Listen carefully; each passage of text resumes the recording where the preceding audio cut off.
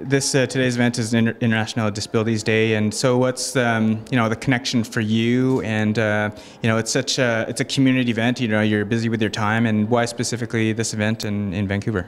Well, I was very, honored that it was the city of Vancouver that asked me to be involved with this. I myself have a disability. I lost both my legs. I'm a bilateral above-knee amputee. That's 38 years ago. To be 39 years in February in an automobile accident.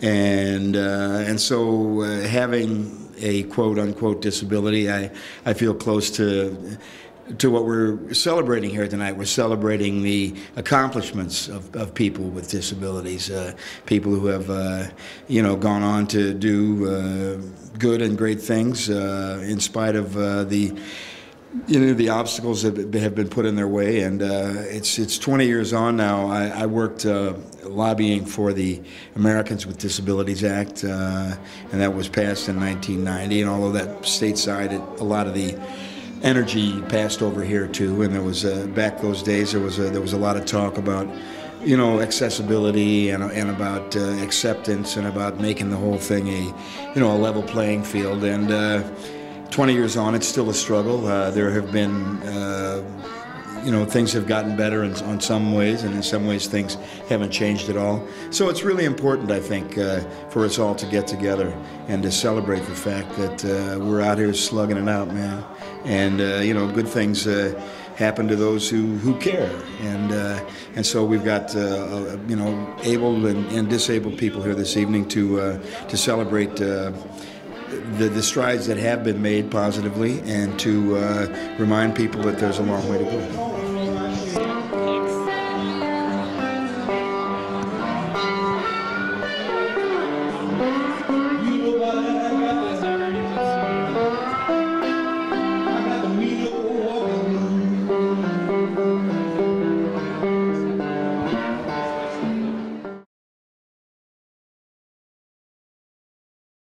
All right, here we go. All right, here we go. Here we go. Here we go. We're with Heather Steele from the Canadian Mental Health Association. So describe what you do here in Maple Ridge. In Maple Ridge, I am an outreach worker out here with the Canadian Mental Health Association. My target population of the people that I deal with is those that are homeless or at risk of being homeless.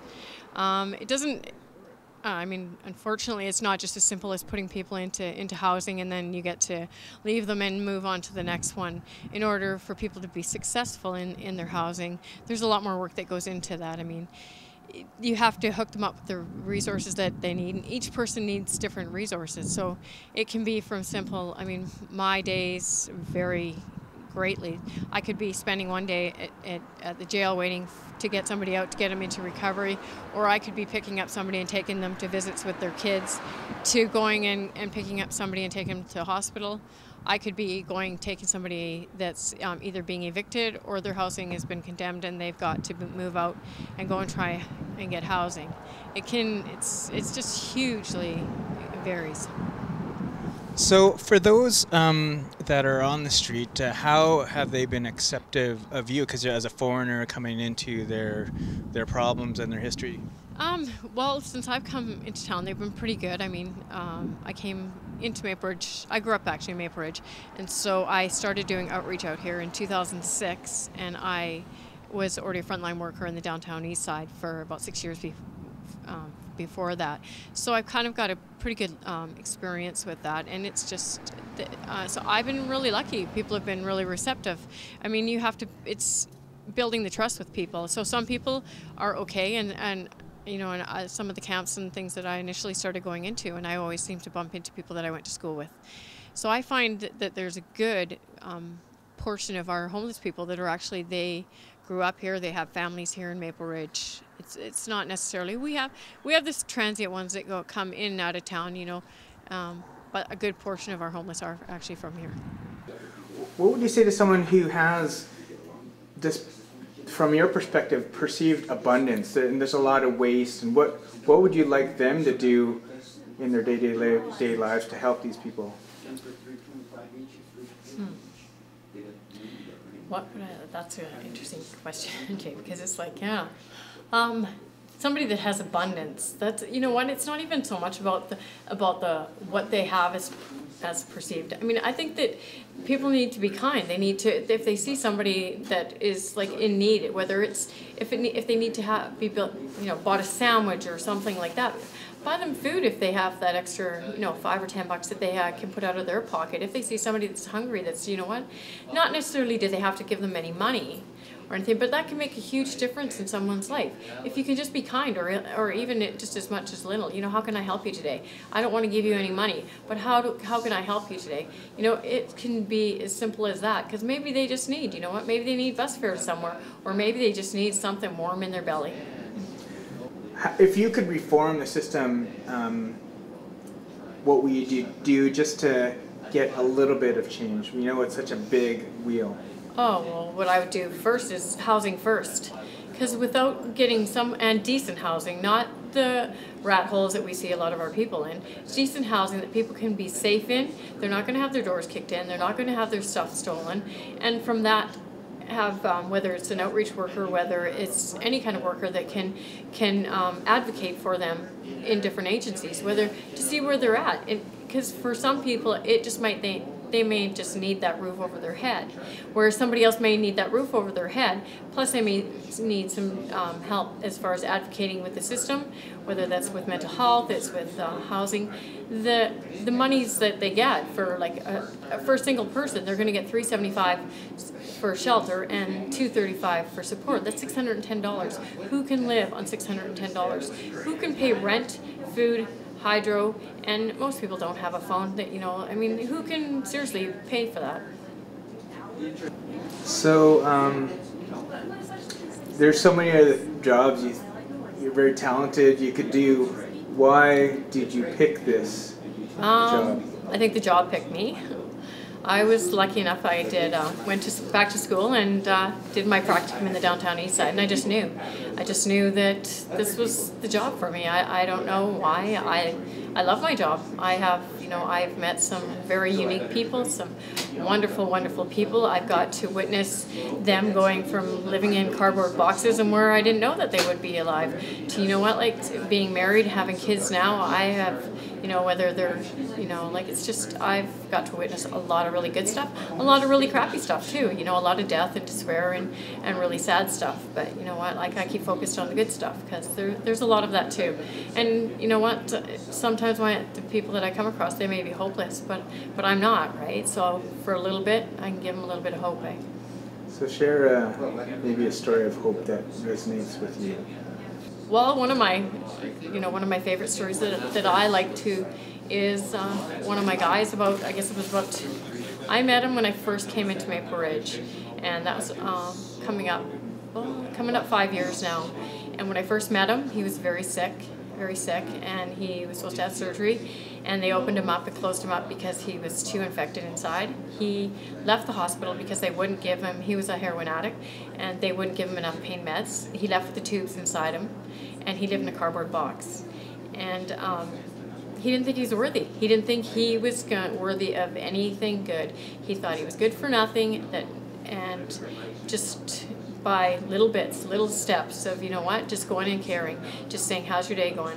Are you okay today? Showing up. And some days I didn't know if he was going to be alive when I went there. And then over periods of time, you know what, it's those baby steps, taking somebody to go to a doctor's clinic and talking and talking and talking, and you know what, giving them a little bit of hope. And now today, he's like 2.5 years clean. He just got married last month. He's got a little girl that's about 6 months old now. And you know what? He never thought that was ever possible, not in his wildest dreams. So I would tell him it could be possible, but he never believed it. And you know what? And now he's living the life. He's living the life he thought he could never have. And he's one of like many stories, right? Yeah, I could go on and on. That's great. Yeah. Thank you. I appreciate your time. All right.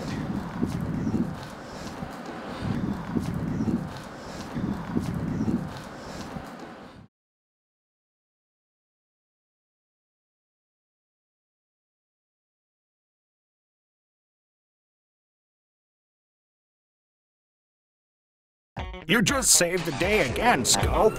Anytime. Oh no! That's Miss B's house! Miss B's in danger! Miss B, move! It's a trap! Don't you see the monster? Take a closer look. It's only one of your delusions. I'm sorry, I just wanted to help. You must think I'm weird. Don't be silly. You don't have to battle schizophrenia alone. Let's kick some butt. High five! Oh yeah!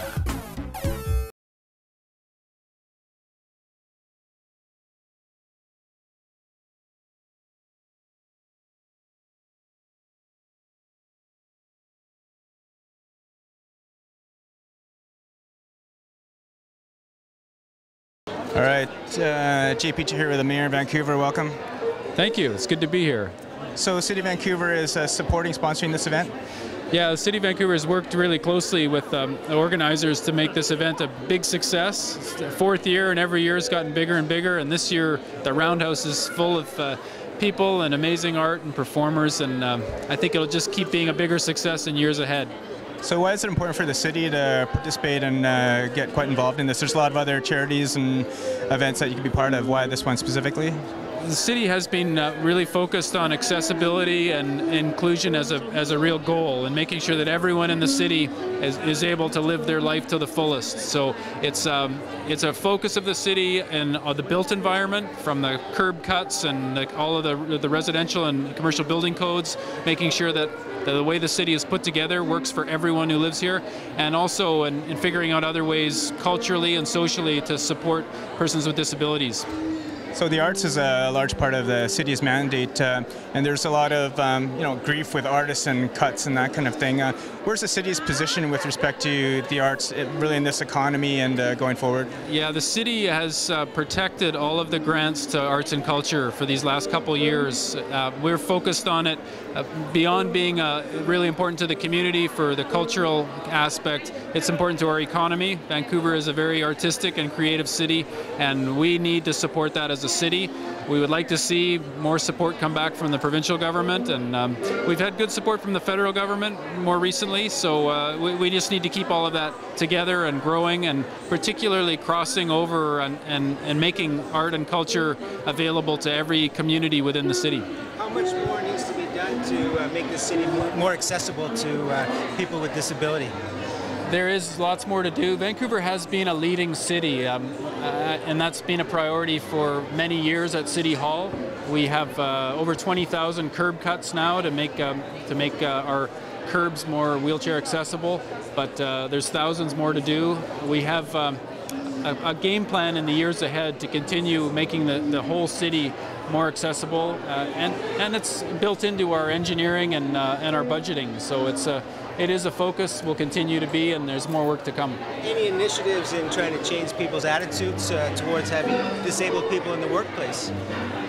It's a piece of work that we do in partnership with the provincial government, in particular, to focus on the economic and business potential with persons with disabilities. It's not an easy road to get into the workforce.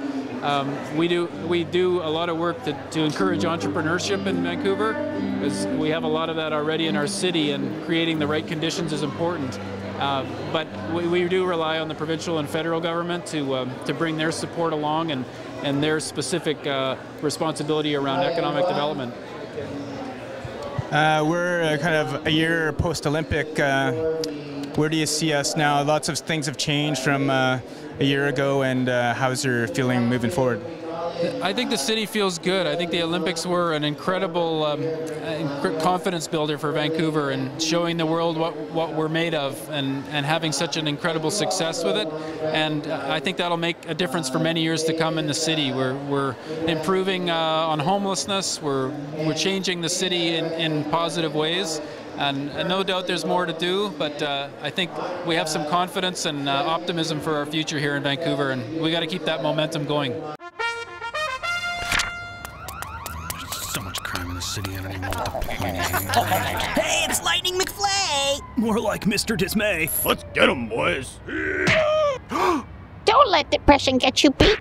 You've got to fight back. This city needs you. We can do this together. You're right.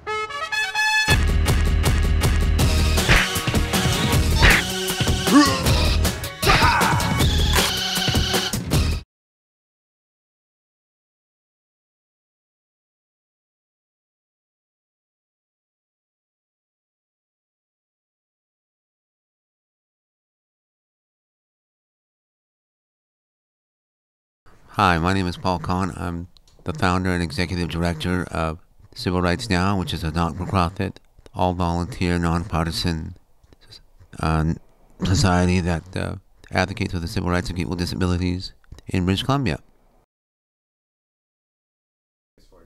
Well, today is December the 14th, 2010, and on December the 14th, 2005, I was forced to live in this place. Where we're sitting right now is George Pearson Center, which is a 58-year-old, 120-bed nursing home administered by the Vancouver Coastal Health Authority, and I was forced into here by the Vancouver Coastal Health Authority because of the lack of appropriate housing for people with disabilities on the North Shore.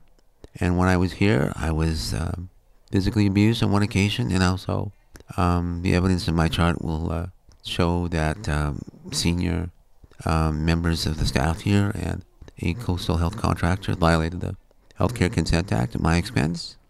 It's a terrible place to live, and the best way to sum up the reality of this place is in the words of an elderly woman who said to me when I lived here, "We can't say what really goes on in George Pearson Center, because if we do, the staff will retaliate against us," and that's not an exaggeration. So that, as a word, inspired me to, I said to myself, going through this experience of coming here and what happened to me when I was here and how I saw how people were treated when they were here, I said to myself, I don't want to live in a province where these things happen, and I want to do something about it.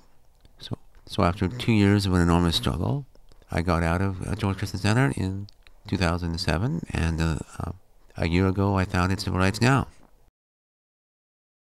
Well, Civil Rights Now has one objective only, and that's to get the BC politicians to commit to pass legislation that would help give people with disabilities real power over their lives by giving them individualized funding, which is the golden rule in action. He who controls the gold makes the rules, which means that every person with disability should control any government dollars allocated to supposedly support them. And the another goal that we're pushing for is government funding for test cases involving the civil rights of people with disabilities. If your civil rights have been violated, you don't need a good hug, you need a good lawyer. And the last thing we're pushing for is for the equality provision of the Charter, Section 15, which guarantees every citizen equal benefit and equal protection from the law, to have real force and effect in the daily lives of BC voters with disabilities. And so my organization, Civil Rights Now, that's all we're pushing for. And it's going quite well. I think we launched in May of this year, and we're getting lots of interest from many different corners of the province, and that's what I do. I would say that do not ever trust anybody who works for management in Vancouver Coastal Health. They are not interested in getting your informed choice. They're interested in getting your disinformed choice or your misinformed choice. And the process that you need to go through to live a life with freedom and dignity, you have to make sure that you dominate that process, that the process doesn't dominate you. And the last thing I would say to someone who is in the same position I was 5 years ago, being told you have no choice but live in Pearson, is never live in Pearson. If you love your family, if you have any self-respect, don't let any member of your family come to live here. And if you are being told you have no choice, you do. You're a free man, you're a free woman. And you can fight by various means. And you should not waste one moment of your life in this terrible place. And you have to, if you feel afraid about this obviously will lead to a confrontation, you have to overcome that fear and control it. Because this is essentially a prison, and you're not born to, just because you're born with a disability or acquired disability, that's not a crime, and you shouldn't be sentenced to jail because of it.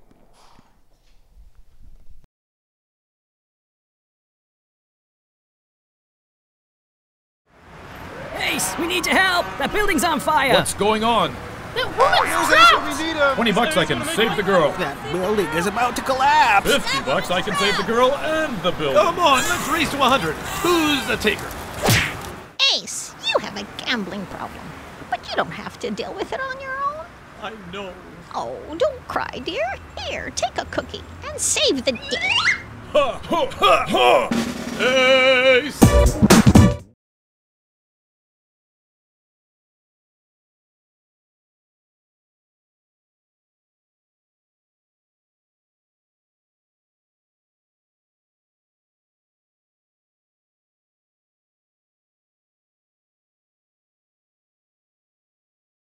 Almost 4 years ago, 4.5 years ago, I made my way back out west. And within those years, I battled homelessness, dealing with my mental health issues. So when I got here, I got connected right away. And it took me about 1.5 years to get involved with CMHA. Was that kind of a history of your kind of illness before? You were aware of it, or this is something that you found out later? I didn't find out about having a mental illness till about 1996, thereabouts. They actually noticed it when I was diagnosed with having postpartum depression, and they concluded that I have a mental illness on top of that. Was that those chemical imbalances? Did you happen to have those beforehand, or was it really exacerbated by the pregnancy? I think it was definitely undiagnosed for many years, like maybe even 20 years, without realizing it. So since then, it's been quite the road trip.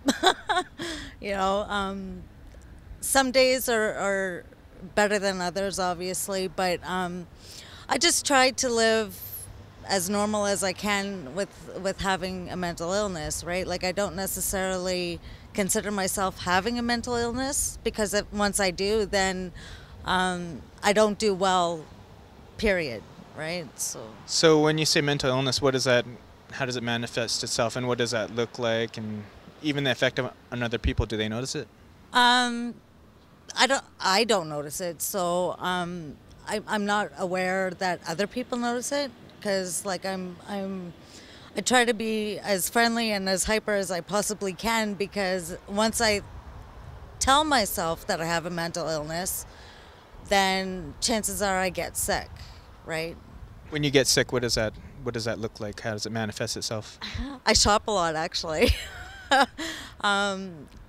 Let's see, I have manic depression, so when I'm in that low, to make myself feel better about having this mental illness, I go shopping. You know, even if I don't buy anything, I'm like mall rat. I don't know. When you're done your shopping spree, because I notice I do this as well, like, you know, you may rack up bills, and there's this kind of guilt that overcomes you, or what happens after the spree? Is it like, oh, there's always tomorrow, or? Well, I'm usually careful when I'm in a manic state, because like I don't live on very much money, right? So I just I go for coffee a lot, you know, and I spend time with friends. Most of my friends are in Ontario, so I'm on the computer a lot talking to them. So it kind of bridges the gap and doesn't make me feel so isolated in my illness. You talked about homelessness. How was kind of the mental health and that related to, and maybe talk about your experience of homelessness and how you got out of it? Let's see.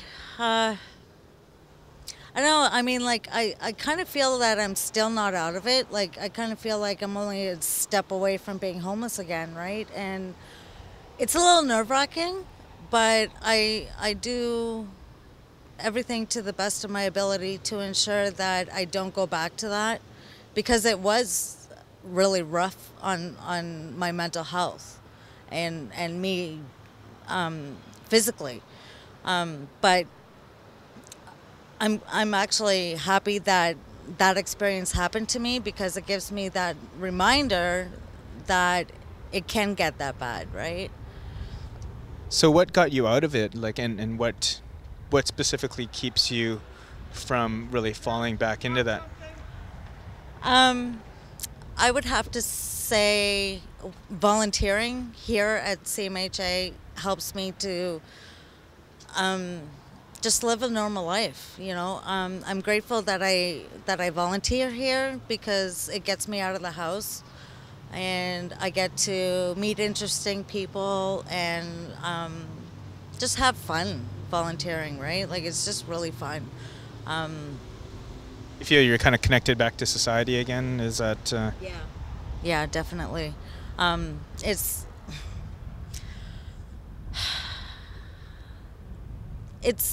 been a tough road, and it's still tough for me, but I try to make the best of my situation, right?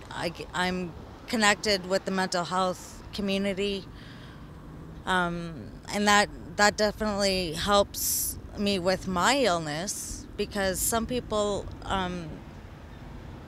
have different situations than me, and by being around them kind of helps me to stay or better myself in my situation, right? So I guess I'm very hard on myself when it comes to my situation, because the homeless thing really bothered me, right? Like it was very hard, and I made my way out here in my homelessness, and I kind of feel like I'm still struggling with that. Would you say you're more honest with yourself now? Yes. I'm more honest with myself. I hold myself accountable for my actions and my thinking, and gosh, I don't know. I just feel that I have to be honest with myself in my mental health, and I don't really.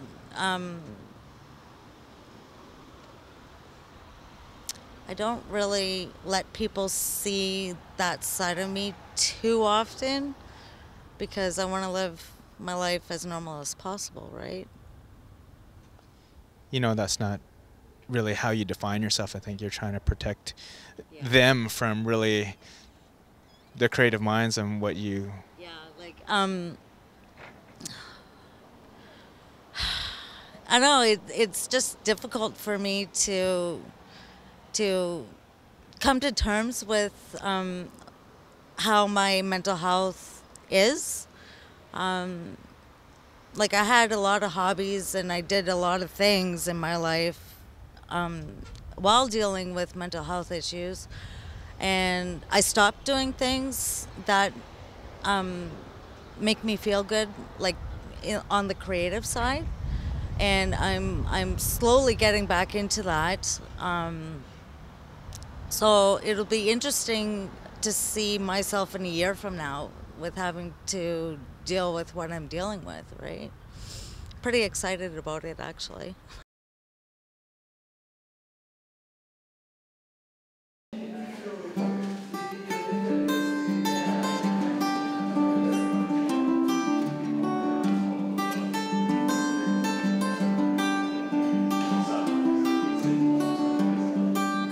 Pack your bags, leave them at the station.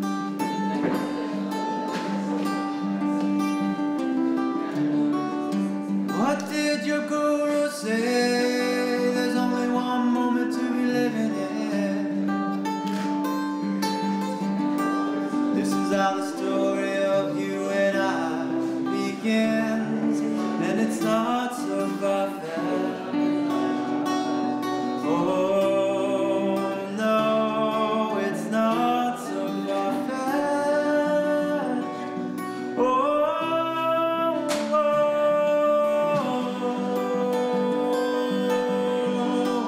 Only one moment to be living in.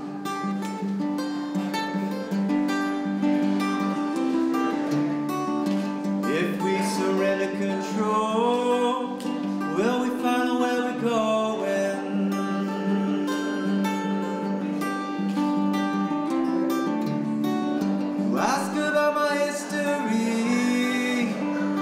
What are my memories?